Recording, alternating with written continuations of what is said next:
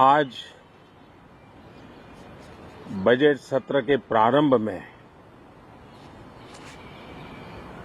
मैं समृद्धि की देवी मां लक्ष्मी को प्रणाम करता हूं।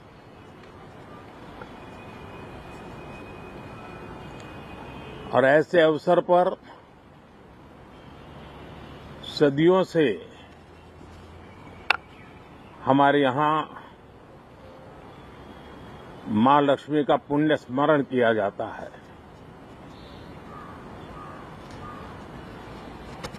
सिद्धि बुद्धि प्रदे देवी, सिद्धि बुद्धि प्रदे देवी,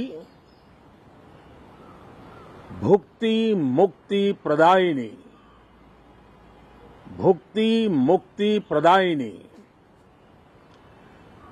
मंत्र मूर्ते सदा देवी, मंत्र मूर्ते सदा देवी, महालक्ष्मी नमोस्तुते, महालक्ष्मी नमोस्तुते। मां लक्ष्मी हमें सिद्धि और विवेक देती है, समृद्धि और कल्याण भी देती है। मैं मां लक्ष्मी से प्रार्थना करता हूं कि देश के हर गरीब एवं मध्यम वर्ग समुदाय पर मां लक्ष्मी की विशेष कृपा रहे। साथियों, हमारे गणतंत्र के 75 वर्ष पूरे हुए हैं।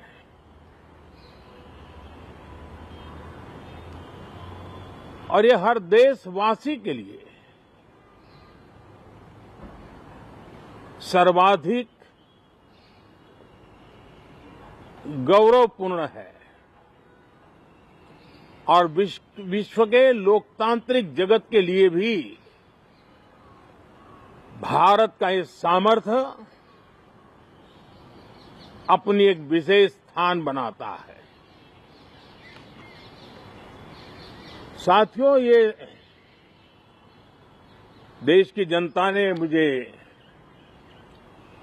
तीसरी बार ये दायित्व दिया है और इस तीसरे कार्यकाल का ये पहला पूर्ण बजट है।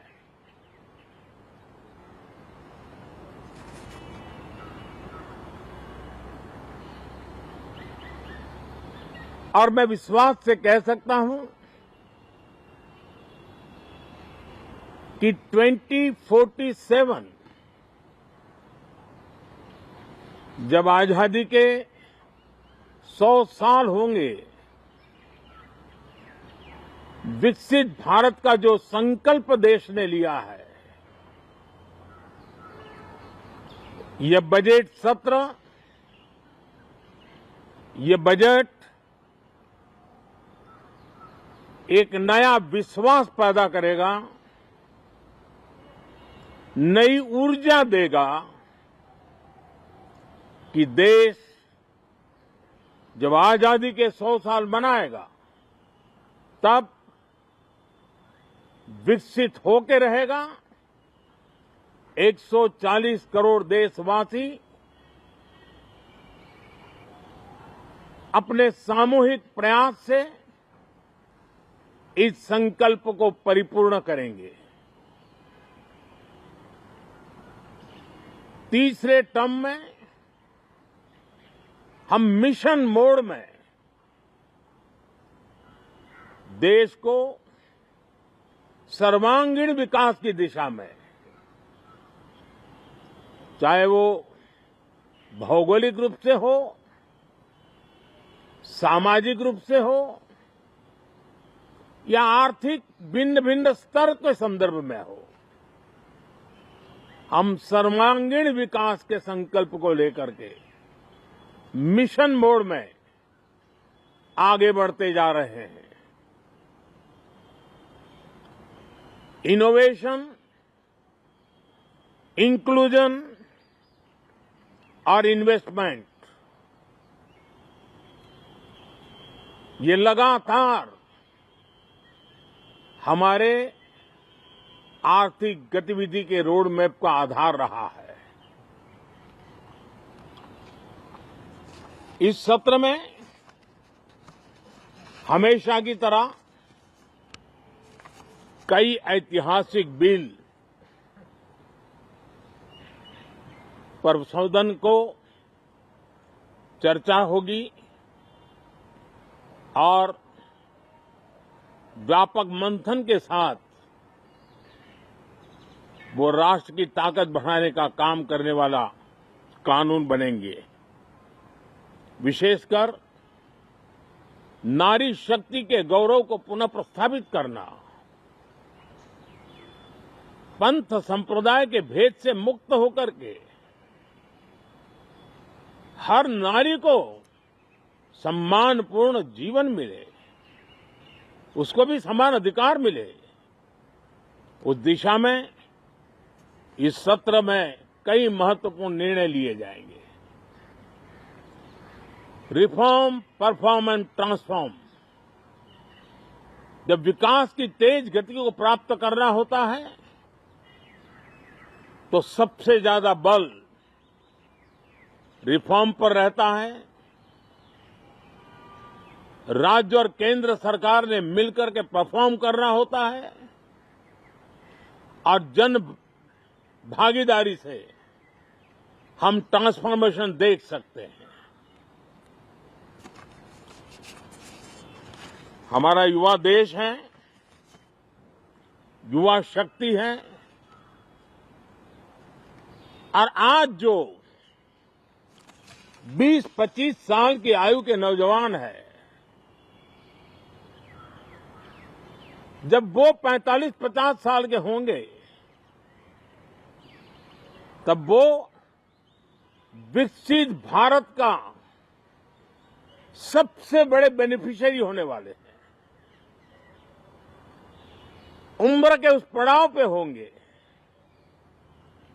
नीति निर्धारण की व्यवस्थाओं में उस जगह पे बैठे होंगे कि वे गर्व के साथ आजादी के बाद जो शताब्दी शुरू होगी, एक विकसित भारत के साथ आगे बढ़ेंगे। और इसलिए ये विकसित भारत के संकल्प की पूर्ति का प्रयास, ये अथाग मेहनत आज जो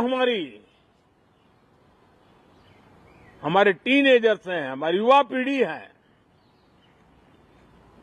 उनके लिए ये एक बहुत बड़ा तोहफा बनने वाली है। जो लोग 1930 में, 42 में आजादी के जंग में जुट गए थे, पूरी देश की युवा पीढ़ी खप गई थी आजादी के जंग में, और उसके फल 25 साल के बाद जो पीढ़ी आई उसको नसीब हुए। उस जंग में जो नौजवान थे उनको नसीब हुए। आजादी के पूर्व के वो 25 साल आजादी के जश्न मनाने का अवसर बना।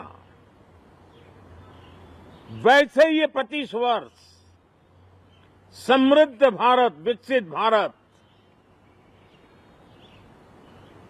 ये संकल्प से सिद्धि और सिद्धि से शिखर तक पहुंचने का देशवासियों का इरादा। और इसलिए बजट सत्र में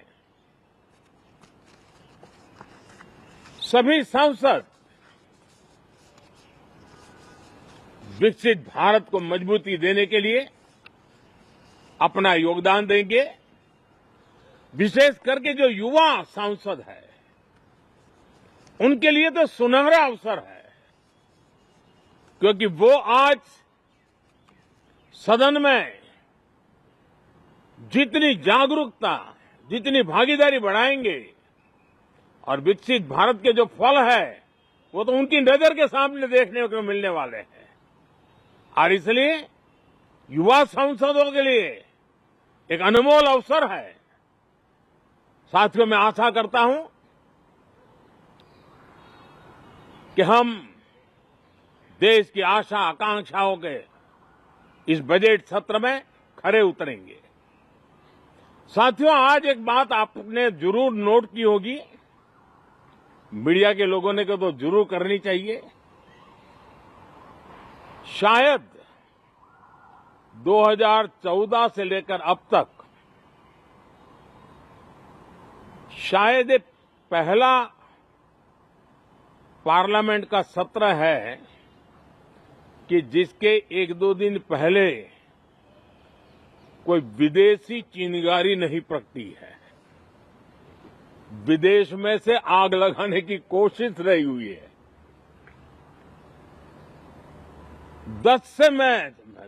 10 साल से 14 से देख रहा हूं, हर सत्र के पहले शरारत करने के लिए लोग तैयार बैठते थे और यहां उसको हवा देने वालों की कोई कमी नहीं है। ये पहला सत्र मैं पिछले 10 साल के बाद देख रहा हूं कि जिसमें किसी भी विदेशी कोने से कोई चिंगारी नहीं हुई। साथियों, बहुत बहुत धन्यवाद। Subscribe to Midday India. Get direct notifications on all our videos by clicking on the bell icon.